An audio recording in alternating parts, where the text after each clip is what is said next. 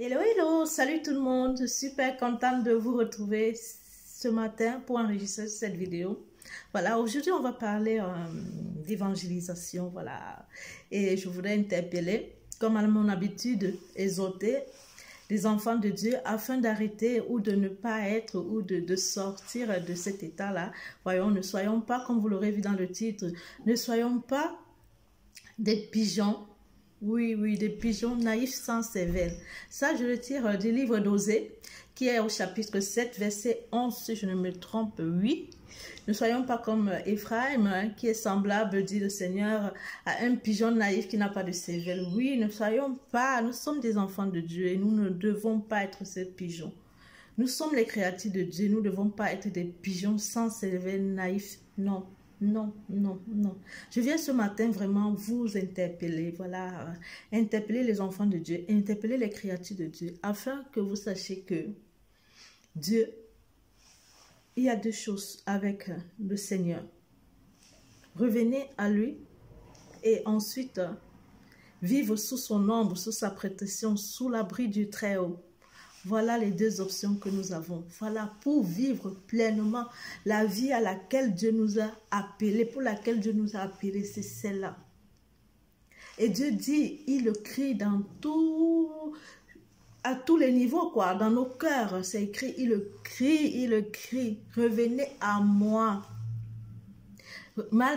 Parce que je vois beaucoup, malgré les souffrances, malgré les péripéties de la vie, malgré ce qu'ils subissent, malgré les oppressions, malgré les captivités, voilà, ils ne comprennent pas, ou même quand ils le comprennent, ils ne veulent pas revenir à Dieu. Alors je vous en supplie, je vous interpelle ce matin, revenez à Dieu, car c'est là, il n'attend que nous.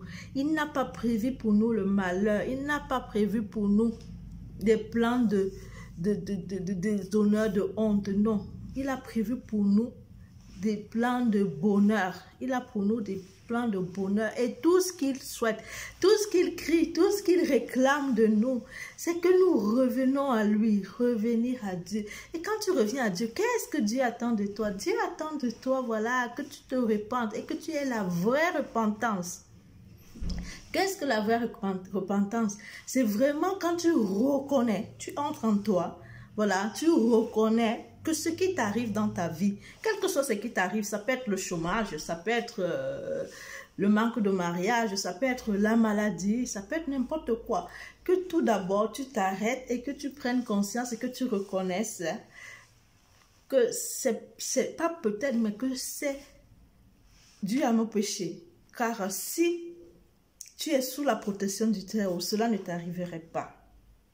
Mais Dieu dit bien dans Osée 14:2, moi j'ai mis mon prénom, reviens à moi Valérie, à l'Éternel ton Dieu, car ce sont tes péchés qui ont causé ta chute. Quand tu reconnais que ce sont tes péchés qui ont causé ta chute, ça veut dire que tu prends la responsabilité des péchés. Voilà, tu n'accuses personne, nous n'avons pas accusé le gouvernement, nous n'avons pas accusé les situations de la vie, les personnes. Voilà, je connais des peuples qui sont toujours là en train de donner la faute aux autres. Même la mort qui est naturelle, quand quelqu'un meurt, on va toujours dire que c'est quelqu'un d'autre qui l'a tué. Voilà, comme si tout n'est jamais de la faute, de nos fautes, quoi. C'est toujours la faute à quelqu'un d'autre. Mais vraiment, la chose première que Dieu réclame, c'est qu'on revienne à lui, qu'on prenne notre responsabilité de notre situation. Quand vraiment, quand tu prends la responsabilité de ta situation, voilà, c'est comme si tu te nettoies, voilà, tu prépares tes lèvres, parce que quand tu sais déjà que ce n'est pas la faute de Dieu, quand tu sais déjà que ce n'est pas la faute de ton prochain, car Jésus a dit d'aimer Dieu de tout son cœur, de tout son corps, de toute son âme, de toutes ses forces, et d'aimer son prochain. Quand tu arrêtes de remettre sur ce qui t'arrive, sur cela, ça veut dire que tu vas commencer à faire attention à ta parole. Et ta parole vient de ton cœur. Les mots qui sortent de ta bouche viennent de l'état de ton cœur. Voilà, c'est un peu ça. Et tes pensées seront restaurées également. Alors, quand Dieu demande, qu'est-ce qu'il nous demande? Ça rejoint celui-là, quoi, ça rejoint le premier commandement. Quand tu as pris tes responsabilités, quand tu t'es repenti de tes péchés, quand tu prends ta responsabilité, voilà, tu apprends à connaître Dieu, tu cherches à connaître Dieu, tu donnes des sacrifices de louange, tu dégages, tu recherches l'amour, tu recherches l'amour car Dieu a dit ceci. Je ne prends pas plaisir, ça c'est dans Osée 6:6, je ne prends plaisir à l'amour, car je prends plaisir à l'amour bien plus qu'aux holocaustes. Oui. Et c'est dit dans plusieurs passages de la Bible. Vous le retrouvez également dans Matthieu 9:13. Voilà. Dieu nous dit qu'il prend plaisir à l'amour et non au sacrifice. Donc les personnes ont souvent peur de revenir à Dieu parce qu'ils ont peur de ces sacrifices je ne pourrais plus sortir, je ne pourrais plus m'habiller, je ne pourrais plus me maquiller, je ne pourrais plus ici et ça, ici et ça. Non, ce que Dieu te demande, c'est de l'amour. Il faut donner de l'amour à toi-même et aux autres. Et pour pouvoir donner cet amour, il faudrait connaître son amour, te remplir de son amour à lui, quand on ne peut donner que ce qu'on a. Et Dieu dit bien que il faut le connaître. Il aime ceux qui le connaissent mieux que les grands holocaustes. Donc, si tu peux faire des sacrifices qui sait de quoi, et tu vas sans connaître Dieu, voilà, il prend plus plaisir à sa connaissance. Donc, il faut créer cette intimité avec Dieu. Et créer cette intimité avec Dieu, qu'est-ce que ça fait? Ce sont des étapes. Quand tu apprends à connaître Dieu, ça va te faire tout d'abord devenir enfant de Dieu. Ensuite, tu deviens fils et fille de Dieu. Tu deviens disciple, servante de Dieu. Et là, après, tu deviens fiancé de Dieu. Il te fiance. Il fait de toi sa fiancée. Voilà. Et quand on est fiancé, à la suite, qu'est-ce qu'on devient? On devient une épouse. Donc, connaître Dieu en tant que fiancé, voilà la troisième chose que Dieu demande. Demande que vous deveniez comme deux fiancés. Qu'est-ce que deux fiancés font? Ils se parlent constamment, ils s'écrivent constamment, ils aiment bien être en contact ensemble. Les époux, qu'est-ce qu'ils font? Ils sont dans l'intimité, ils sont intimes. C'est un peu ça, quoi. On est intime. Voilà, mais ce qu'il faudrait également savoir, c'est que c'est pas parce que tu t'es repenti, ce serait pas parce que tu as pris tes responsabilités, ce serait pas parce que tu connais l'amour de Dieu, tu donnes de l'amour de Dieu, tu donnes de l'amour aux autres. C'est pas parce que tu connais Dieu, tu prends plaisir à ses louanges, à sa connaissance, tu prends plaisir à ses lois, à ses commandements, tu fais des sacrifices de louange au Seigneur. Voilà, que tu es l'épouse du Seigneur, c'est pas ça qui va empêcher que tu subisses les tempêtes et les turbulences de la terre, non. La différence qui va se jouer, c'est que face à cette tempête, face à cette turbulence, face aux maladies, face à toutes les adversités, les mauvaises nouvelles, face à tout ce qui pourrait arriver, toi, tu sauras quoi faire. Car tu sauras qu'il va falloir crier à Dieu, il va falloir supplier Dieu, il va falloir demander l'intervention de Dieu. Et c'est alors que c'est à ce moment que Dieu va intervenir. Mais si toi, tu n'as pas fait tout ça au préalable, tu pourras crier à Dieu, oui, parce qu'il est miséricordieux. Il va t'écouter. Mais si tu as fait tous ces préalables-là, Dieu prendra plaisir à t'écouter, à t'exaucer. Donc c'est un peu ça. Car il est dit, crie à Dieu du fond de ton cœur. Ne gémis point, ne gémis point, ne gémis point. Nous avons plein d'exemples dans la Bible, des personnages que c'est quand ils ont arrêté de gémir et qu'ils ont commencé à prier, comme Job qui a prié pour ses amis, comme a prié à rendre gloire. C'est là où, voilà, tu cries à Dieu, tu parles à Dieu, comme Anne. On a dans, si je crois que c'est dans 1 Samuel chapitre 1 qui parle de cette femme-là qui n'arrivait pas à faire d'enfant, Anne. Voilà, qui était dans le soupir, qui soupirait à Dieu. Voilà, on la trouvait même qu'elle était ivre, mais et pourtant elle était en pleine supplication. Voilà, Dieu lui a révélé ce qu'il fallait faire, quoi. Elle a consacré son fils Samuel.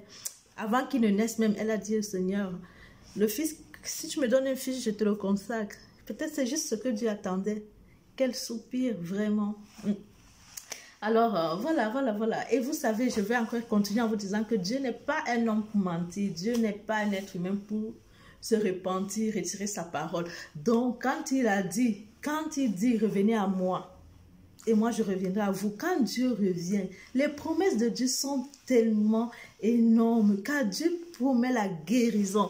Il pense les cœurs, il pense nos vies, il nous redonne la vie, il nous élève, il nous relève, il nous délivre de la prison, il nous délivre, il nous rend la liberté, il nous sort des oppressions et ensuite de ça, il nous protège.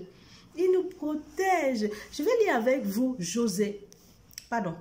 Osée, chapitre 6, de verset 1 jusqu'à 3. Voilà, où il est dit, venez et retournons à l'Éternel, car il a déchiré, mais il nous guérira. Il a frappé, mais il pansera nos blessures. Après 2 jours, il nous aura rendu la vie. Le 3e jour, il nous relèvera. Et nous vivrons sous son regard. C'est merveilleux de pouvoir vivre sous le regard de Dieu. Oh! Oui, cherchons à connaître l'Éternel, efforçons-nous de le connaître. Sa venue est aussi certaine que celle de l'aurore. Et il reviendra vers nous comme la pluie, comme les ondes de printemps qui arrosent la terre. Voilà les promesses de Dieu. Oui, moi personnellement, oui, je le dis haut et fort. Le psaume 91 qui dit, qui s'abrite auprès du Très-Haut, repose sous la protection du Tout-Puissant. Oui, Dieu est mon refuge, ma protection, ma forteresse, mon abri sûr. Car je sais qu'il me délivre du filet de l'oiseleur, de la peste, des maladies, de toutes les calamités qui arriveront sur la terre. Oui, qui est à l'abri du Très-Haut. Oui, qui demeure sous la protection du Très-Haut. À tout ça, et à l'abri de tout cela, oui. Il te délivre du filet de l'oiseleur. Je vous invite vraiment à méditer ce passage, à méditer le psaume 91, qui est un psaume de protection, quoi. Dieu, en plus de cela, il te guérit de l'apostasie. Voilà, tu ne feras plus partie de ceux que quand ils vont entendre parler de Dieu, ils vont, non, quand ce sera un plaisir, c'est ton époux, ce sera ton fiancé, ou encore tu seras son disciple, ou encore au niveau de sa servante, c'est étape par étape. Mais ce qui est sûr, c'est que c'est crescendo. Oui, c'est crescendo. Voilà, il y a également son amour. Quand Dieu te donne son amour, quand tu as l'amour de Dieu, quand tu as l'amour de Dieu avec toi, tu ne peux que fleurir, quoi, comme le lys, tu ne peux que fleurir. Tes racines sont profondes. Voilà, ta vie, ta maison est bâtie sur du roc. Quand tu as de l'amour de Dieu, tu as fait que ta maison est bâtie sur du roc. Tu es semblable à un cèdre du Liban. Voilà, qui est gros, qui est splendide, qui est merveilleux, quoi. Qui fleurit toujours, oui. Et tu as un bon parfum, car pour celles qui me connaissent, elles savent bien que moi, ce que je désire, c'est d'être au quotidien cette fleur d'un parfum, d'une bonne odeur pour Dieu. Voilà, ça c'est mon désir le plus profond. Voilà. Et être à l'ombre, quand tu as l'ombre, quand tu as son ombre, quand tu as son ombre. Je vous invite à lire également Luc chapitre 1, chapitre 1 à partir du verset 35, où on parle de l'ombre du Seigneur. Quand tu es comme Marie, quoi. Qu'est-ce qui s'est passé? Elle a été recouverte de l'ombre du Très-Haut, afin d'affronter Christ. Donc quand tu es... C'est la promesse de Dieu, quoi. Il te recouvrira de cette ombre. Je vous invite à lire de vous-même Osée, tout le livre. Voilà. Il te couvre. Quand tu es sous la protection du Très-Haut, son ombre te couvre, c'est-à-dire le Saint-Esprit. Tu te retrouves dans la situation du fils prodige, quoi, qui, quand il est revenu vers son père lui a vêtu de manteau, lui a donné un manteau. Son père lui a donné des chaussures. Son père lui a mis une alliance. Voilà, c'est ce que Dieu fera de nous quand tu seras à son ombre, quand tu seras sous sa protection. Comme la Vierge Marie, la bienheureuse. Tu enfanteras, ce que tu enfanteras sera saint. Oui, ce que tu enfanteras va croître. Voilà, c'est ça. C'est ce que je voulais partager avec vous.